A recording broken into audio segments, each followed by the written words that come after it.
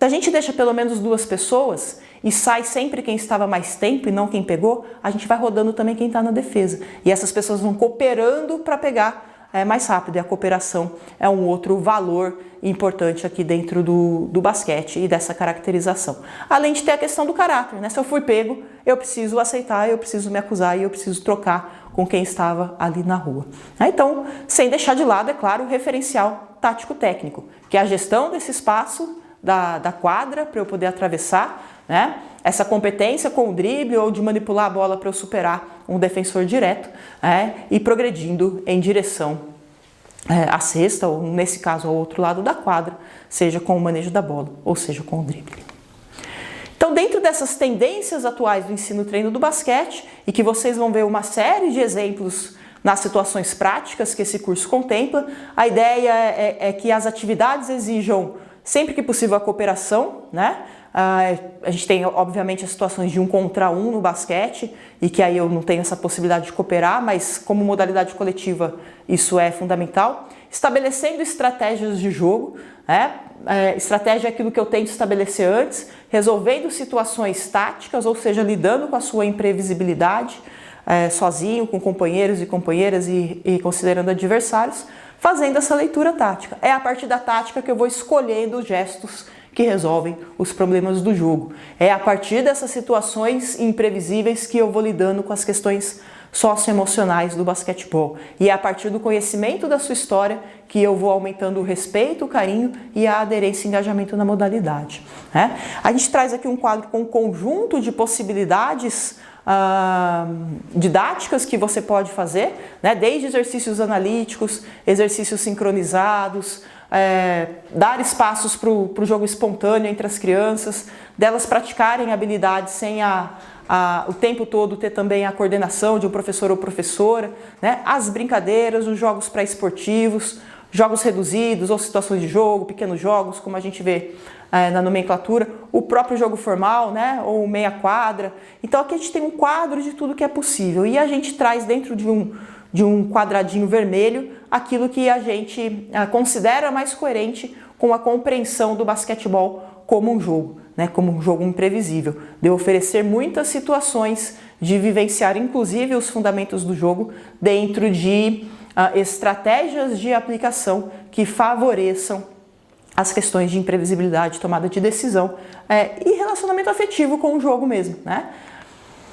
Lembrando então dos nossos referenciais, tático-técnico, socioeducativo, histórico-cultural, reforçando que talvez o que a gente aborde menos, né, ou tenha menos chance de pensar sobre isso no próprio curso de educação física, no dia a dia das aulas. O socioeducativo e histórico-cultural, a gente deu um exemplo dentro da atividade de basquete na quadra em como incluir, e a gente pode potencializar também outros momentos, né, como as famosas rodas de conversa, que já é uma prática bastante comum de muitos professores e professoras. Quando tem um conflito de jogo, não dá para ser todos, né? Sempre tem muito conflito se a gente parar cada coisa que acontece, mas em determinadas situações a gente parar para discutir sobre alguns temas, né? Sobre até questões emergentes da própria sociedade ou da relação entre as crianças. O basquete não está fora da sociedade, né? Então a gente também acompanhando, estimulando a acompanhar as notícias sobre basquete, os atletas, as atletas. Sempre que estiver fazendo as atividades, proporcionar tempo para que as crianças parem e possam tomar as decisões, né? A gente fala que quer que as crianças sejam autônomas, mas às vezes a gente tem a tendência de sempre falar o que elas devem fazer, né? Então está tendo uma atividade, para um pouquinho, vocês têm 30 segundos para tentar pensar sobre isso. Como elas estão aprendendo, nem sempre elas conseguem tomar essas decisões coletivamente e ainda estar jogando, né? Então parar um pouquinho, pensar sobre isso e entender que é processo, né? A gente apresenta algumas coisas nas aulas práticas que foram gravadas, que são um exemplo, são matrizes de jogos. Às vezes, para chegar num jogo desse, a gente vai construindo com jogos mais simples ao longo de 5, 6 aulas, né? Às vezes esse jogo, as minhas crianças aprendem muito rápido. Então essa construção da aplicação é de cada professor ou professora a partir dos alunos que tem, né? Com quem vocês convivem. E a nossa grande sugestão é exatamente de, ao longo dessa aplicação, ir relacionando os referenciais da pedagogia do esporte. Tendo tema de bate-papo no final de aula também, falar sobre atletas que estão mais expostos na mídia, às vezes na sua cidade tem uma equipe que na grande mídia não aparece, mas que vale a pena conhecer aquele clube, participa de alguma competição regional, né? Saber que horário que acontece essa competição, convidar as crianças, as suas famílias para irem assistir jogos de basquete locais. Isso é construir uma cultura de basquete, né? E fazer essa relação entre a escola e o que a escola é, que é parte da comunidade em que a criança está inserida.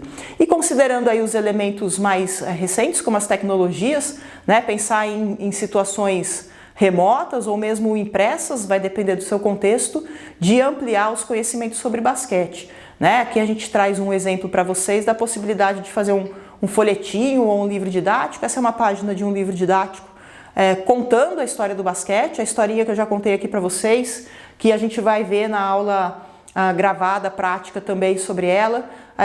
Em uma página a gente sintetizar isso, ou, né, até mais fácil, acessa a página da Confederação Brasileira de Basquetebol, ali tem a parte da história do basquete também, inclusive são imagens tiradas de lá, né? A gente ir criando esse hábito de querer saber mais sobre o basquete. Um folhetinho também sobre as regras, esse folhetinho que a gente mostra para vocês como uma possibilidade, ele precisa de atualizações, né? A regra tem isso, então por isso que o virtual às vezes até facilita da gente ir atualizando as situações. Inclusive a gente vai ter videoaula sobre regras para facilitar isso para vocês também.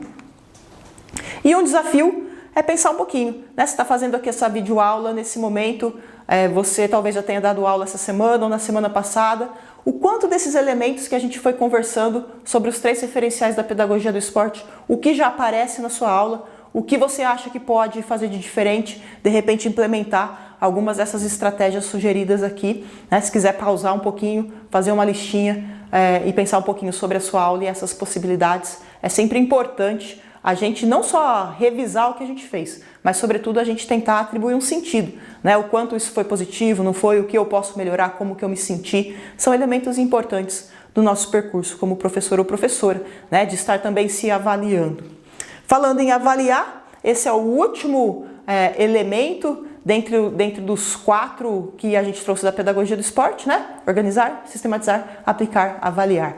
Avaliar muitas vezes vem associado com ver o que ficou, ver o que as pessoas aprenderam ou julgar, né? Não é esse o caminho que a gente quer trazer, né? A avaliação é um processo de ver o que fica. Se os meus objetivos, eles estão se tornando o que fica para as pessoas, para os estudantes que vêm aprender, no nosso caso, basquete com você, né? Trouxe um exemplo de uma outra modalidade, que não é uma modalidade de invasão, é uma modalidade de rede, que é o badminton.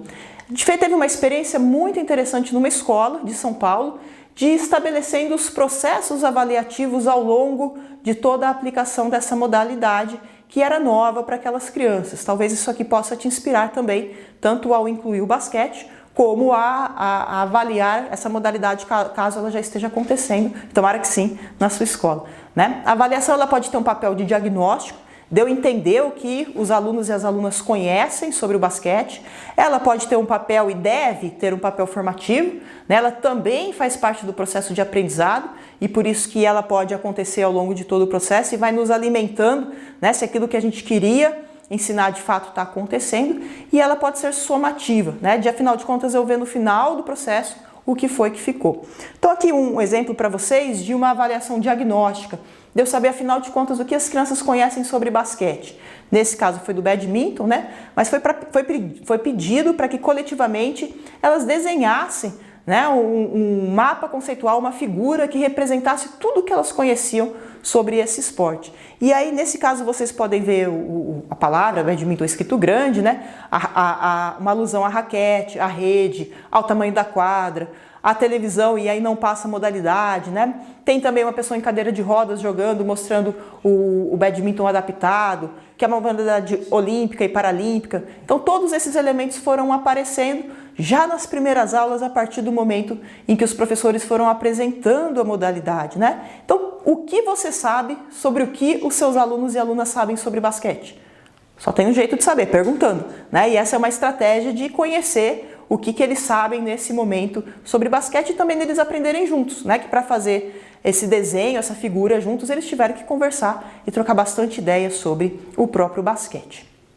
Sobre o conhecimento tático-técnico da modalidade, né, a gente pode pensar também em estratégias de fichinhas, né, de acompanhamento de jogo, de análise de jogo. Nossa, Larissa, mas isso é um elemento tão complexo, a gente vê nas equipes de alto rendimento. De fato, né, para equipes que precisam do alto rendimento, precisa de estratégias elaboradas de acompanhamento desse rendimento. No nosso caso, a gente precisa de estratégias elaboradas de acompanhamento da aprendizagem. Estratégias elaboradas podem ser simples, porque essa é uma estratégia das próprias crianças conhecerem sobre o jogo de basquete.